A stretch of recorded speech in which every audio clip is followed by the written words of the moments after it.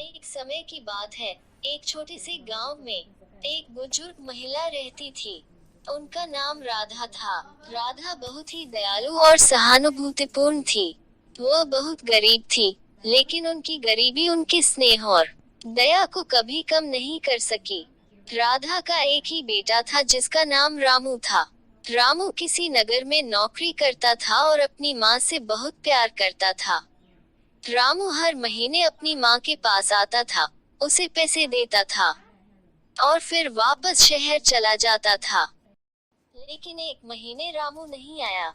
फिर दूसरे महीने भी वह नहीं आया। राधा को बहुत चिंता हुई।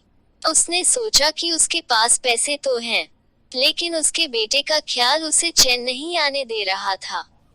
वह रोज बेटे का इंतजार करती, लेकिन रामू नहीं आया।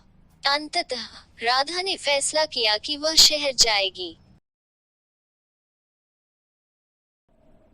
राधा ने अपने सारे पैसे जमा किए और शहर के लिए निकल पड़ी। शहर में पहुंचकर उसने अपने बेटे को ढूंढना शुरू किया। दिनों बीत गए, लेकिन वह अपने बेटे का पता नहीं लगा सकी। उसके पास पैसे भी खत्म हो गए थे।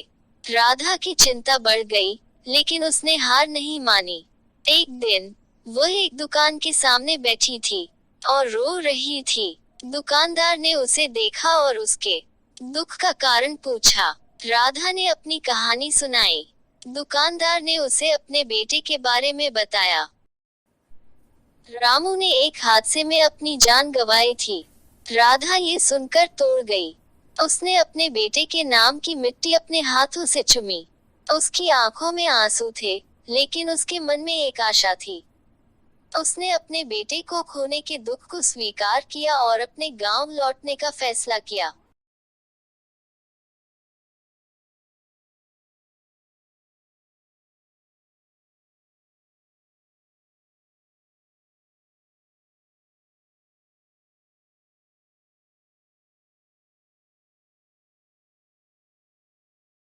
Thanks for viewing my video.